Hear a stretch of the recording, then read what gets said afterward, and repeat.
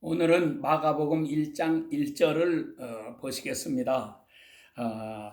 굉장히 중요한 말씀이죠. 마가복음 1장 1절은 이렇게 시작이 됩니다. 하나님의 아들 예수 그리스도의 복음의 시작이라. 우리말로는 시작이라 그랬는데 원문에는 이라라고 하는 비동사가 없습니다. 그래서 영어 성경들을 보면은 하나님의 아들 예수 그리스도의 복음의 시작 라고 이렇게 끝난 그런 성경들이 많이 있습니다. 자, 예수 그리스도의 복음의 시작. 왜 이렇게 중요한가? 예수 그리스도가 대간절 누구신가? 오늘은 예수님이 역사의 분수령이다 하는 이 말씀을 제목으로 여러분들에게 말씀을 드립니다. 예수님은 역사의 분수령이십니다. 예수 그리스도를 통해서 예수님의 좌와 우가 완전히 갈라지는 것입니다. 그래서 이것이 인류 역사에 있어서도 다 이렇게 되는 거죠. 우연한 일인지는 모르지만 예수님 탄생하신 성탄절을 12월 25일로 정해서 우리가 다 이렇게 즐기고 있고 하나님께 감사드리고 있고 새롭게 경배드리고 있고 주님을 섬기고 있습니다. 자, 그런데 이날은 한 해에 낮과 밤의 길이의 변화라고 하는 측면에서 볼 때에 동지가 바로 그 근처에 있습니다. 그래서 이제까지 밤이 점점 길어지고 낮이 짧아지다가 이때를 이 동지를 기준으로 해가지고 드디어 밤과 낮의 길이가 새롭게 바뀌기 시작합니다. 이것이 성탄절 12월 25일 이렇게 기준해서 이제 성탄절 이후로는 낮은 점점 길어지고 밤은 점점 짧아지는 이렇게 낮과 밤의 길이의 차이가 새롭게 시작이 되는 것입니다. 자, 그런 것은 그저 지극히 작은 하나의 예에 불과한 것이고 가장 중요한 것은 예수 그리스도의 탄생하신 해를 기준으로 해가지고 그 이전을 before Christ, 그래서 BC라고 그러죠. BC로 연대를 이렇게 계산하고 예수님이 탄생하신 이후를 라틴어로 해서 안노 도미니 AD로 해가지고 이 세상 모든 나라들이 지금 공통으로 이 연대를 사용하고 있는 것입니다. 그래서 금년은 2019년, 이제 다가오는 새해는 2020년. 그런데 정확하게 예수님이 그러면 기원 1년에 탄생하셨느냐? 그것은 역사가들이 연구하고 밝혀낼 이야기고 사실 그 날짜가 어느 날이냐 하는 것은 별로 중요한 것은 아닙니다. 우리는 중요한 그 의미를 새롭게 깨닫는 사람들이 돼야지 하겠습니다. 자, 여하간 이 인류 역사상에 수없이 많은 위인 성인들이 태어났지만 그 어떤 사람이 태어난 날을 기준으로 해가지고 이렇게 인류 전체가 연대를 사용하는 그런 것이 없습니다. 오직 예수 그리스도, 이분이 바로 역사의 분수령이시기 때문입니다. 예수님이 오시기 전과 예수님이 오신 다음은 완전히 새롭게 달라지는 것입니다. 하나님의 아들 예수 그리스도의 복음의 시작이라. 그리스도가 오심으로 이 땅에 복음이 왔고 그리고 세상은 새로운 시대를 맞이하게 된 것입니다. 그래서 예수님도 친히 말씀하시기를 세례 요한의 때로부터 지금까지 천국 하나님의 나라가 너희에게 임하고 있다 이렇게 말씀을 하십니다. 그러니까 그 전에는 천국이 임하는 것이 없었는데 세례 요한이 와서 예수님 앞에 와가지고 길을 예비하고 드디어 예수님이 오신 이때를 기점으로 해가지고 이 땅에 천국이 임하기 시작하게 되었다고 하는 것입니다. 그래서 기원 전과 기원 후 우리가 이렇게 분명하게 갈라지는 것을 새롭게 깨달아야지 하겠습니다.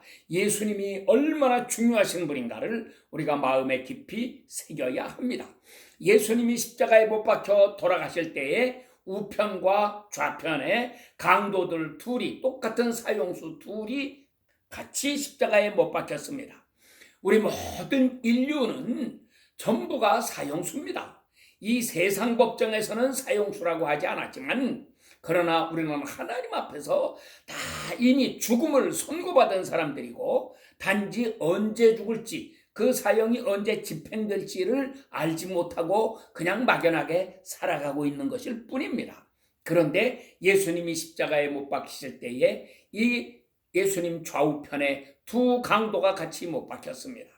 그런데 신기한 것은 오른편에 있는 강도는 구원을 받았고 왼편에 있는 강도는 구원을 받지 못했다고 하는 것입니다. 그 중심에 예수님이 서 계십니다. 오늘날도 똑같습니다. 이 세상 사람들은 나누면 둘로 갈라집니다. 의인 편에 서 있는 사람인가, 악인 편에 서 있는 사람인가, 천국에 갈 사람들인가, 지옥에 갈 사람들인가. 그러면 당신은 어느 곳에 서 있습니까? 우리가 이 선택을 잘 해야지 하는 것입니다. 예수 그리스도, 이분이 오심으로 드디어 이렇게 두 개로 갈라지게 되었다고 하는 것을 우리가 마음에 깊이 깨달아야지 하겠습니다. 예수님으로 말미암아 그래서 천국이냐 지옥이냐가 갈라집니다. 의인이냐 악인이냐가 갈라집니다. 우리는 절대로 악인의 무리에 들어가는 자가 되지 말고 지옥 자식에 들어가는 자가 되지 말고 반드시 의인의 회중에 들어가야 하겠습니다. 그래서 우리가 천국 백성이 되어야 하겠습니다. 유명한 시편 1편 마지막 절 6절 거기도 보면 악인은 의인의 회중에 들어오지 못한다 이렇게 선포하고 있습니다. 의인들이 되어서 의인들이 들어가는 천국에 다 들어가는 사람들이 되어야 하겠습니다. 이스라엘 백성들은 가나안 땅 젖과 꿀이 흐르는 좋은 땅을 주시겠다고 약속을 받았지만 애굽에서 나왔던 1세대들은 다 그 땅을 구경도 하지 못하고 광야에서 멸망당하고 말았고, 그 후에 2세대들이 광야에서 태어난 세대들이 하나님이 약속하신 땅을 받았습니다. 우리도 새롭게 태어나는 사람이 돼야지 천국을 소유하는 사람이 된다고 하는 것을 암시해주고 있습니다. 여러분, 우리가 예수님을 입술로만 믿는 사람 되지 말고 주일날 그저 교회에 출석하는 것으로만 예수님 잘 믿는 줄로 착각하지 말고 영으로 변화된 새 사람들이 되어야 하겠습니다. 이렇게 해서 모두가 다 저 아름다운 천국을 소유하는 거룩한 백성들이 되어야지만 하겠습니다. 또 예수 그리스도가 오심으로 무엇이 둘로 갈라졌느냐? 구약과 신약이 갈라졌습니다. 예수님 오시기 이전의 책을 구약이라고 말하고 예수님이 오신 이후에 예수 그리스도의 행적을 기록한 책이 복음서, 그리고 사도들이 어떻게 선교 활동을 했는가 하는 것을 기록해 놓은 그것이 바로 신약 성경입니다. 그러므로 신약 시대와 구약 시대가 이렇게 갈라지는 것입니다. 또 다른 말로 바꿔 말하면 율법과 복음이 갈라지게 되는 것입니다. 율법과 복음이 어떻게 다른 것이냐? 율법은 내가 행함으로, 내가 율법을 지켜 행함으로 하나님 앞에 의롭다고 인정함을 받는, 내가 스스로 의인입니다, 이런 의식을 가지고 자기의 의를 가지고 살아가던 시대가 율법 시대입니다. 오늘날도 예수님을 믿어도 율법적으로 믿는 사람들은 내가 율법을 다 지켰으니까 나에게는 죄가 없고 나는 천국에 간다, 이렇게 생각하는 사람들입니다. 그러나 우리가 아무리 율법을 잘 지킨다고 해도 그것은 하나님의 의에 이르지는 못하는 것입니다. 이것을 대표적으로 가장 잘 보여주는 책이 욥기라고 하는 책입니다. 욥기를 우리가 읽어보면 욥이라고 하는 이 사람은 정말 감탄이 나오는 위대한 사람입니다. 동방의 많은 사람들 가운데 욥같이 의로운 사람이 없습니다. 이같이 순전하여 하나님을 잘 섬긴 사람이 없다고 하나님이 친히 칭찬해 주신 사람입니다. 이 사람은 참으로 위대한 인물이었습니다. 그는 자기가 자기를 살펴봐도 도무지 잘못을 하나도 찾아볼 수 없는 그렇게 훌륭한 사람이었습니다. 그런데 인간이 보기에는 이렇게 완전한 사람이라고 할지라도 하나님 앞에서는 그는 자기가 친히 고백했습니다. 무지한 말로 이치를 가리는 자가 누구입니까? 내가 스스로 깨달을 수 없고 알 수 없고 헤아리기 어려운 일을 말하였나이다. 그러므로 내가 티끌과 책 가운데서 회개하나이다.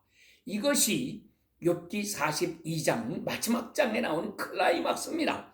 이렇게 함으로 하나님 앞에 회개하고 새로운 사람으로 변화를 받는 것입니다.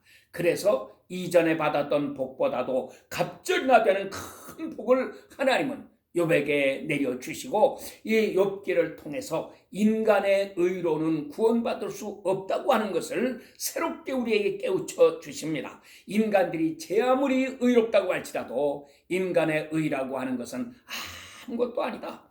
이것이 더러운 옷과 같다. 더러운 넝마와 같은 것이다. 이렇게 가르칩니다. 우리는 하나님의 의를 입는 사람이 되어야 합니다. 그래서 신약성경 특별히 로마서에서 바울은 우리가 하나님의 의를 입어야 한다고 하는 것을 더욱더욱 강조하고 있습니다. 나의 헌 옷을 벗어버리고 그리스도께서 주시는 새 옷을 입어라, 이렇게 말씀합니다. 여러분, 우리가 이번 성탄절을 맞이하고 새해를 맞이하면서 우리는 역사의 분수령에 지금 서 있습니다. 어느 쪽으로 갈 것인가? 또다시 옛날처럼 그렇게 살다가 멸망길로 갈 것인가? 그렇지 않으면 이제는 예수님 편에 서서, 예수님의 우편에 서서 새로운 삶의 길을 걸어갈 것인가? 이 위대한 결단을 여러분들이 잘 내리실 수 있게 되기를 바랍니다. 자, 동시에 예수님이 역사의 분수령이라고 하는 것은 우리 마음에도 사도 바울이 고백했습니다. 로마서 7장입니다. 내 마음속에 두 개의 법이 있더라. 놀라운 깨달음입니다. 무슨 법이 두 개가 있습니까? 하나는 죄의 법이라고 하는 놈이고 하나는 의의 법이라고 하는 것입니다. 그래서 이 두 개의 법이 내 속에서 싸우고 있다. 죄의 법이라고 하는 것을 다른 말로 하면 사망의 법이라고 했습니다. 이것이 마귀의 법입니다. 마귀의 말을 따라가고 싶어하는 그런 마음이 하나가 있습니다. 그런가 하면 또 하나의 마음은 의의 법입니다. 이것이 마음의 법이라고 했습니다. 성령의 법이라고도 했습니다. 이것이 하나님의 법입니다. 하나님의 말씀을 따르려고 하는 마음과 하나님의 말씀을 거역하고 마귀의 말을 따르려고 하는 마음과 이 두 마음이 내 속에서 계속 싸움을 하고 있는 것입니다. 그러므로 로마서 7장 24절에서는 오호라 나는 곤고한 사람이로다. 이 사망의 몸에서 누가 나를 건져내랴 하고 탄식하고 있는 것입니다. 여러분, 예수 그리스도가 바로 우리 마음에 들어오시면 이 두 마음의 법의 분수령이 되십니다. 우리가 예수님 알지 못하고 살 때에는 내 속에 있는 죄의 법을 따라서 그렇게 살았습니다. 마음의 법이라고 하는 게 조금 나타나기는 하지만 그러나 마음의 법은 쉽게 묵살당하고 항상 죄의 법이 이기면서 거짓되게 살았습니다. 악을 행하면서 살았습니다. 하나님 없이 살았습니다. 하나님을 대적하며 살았습니다.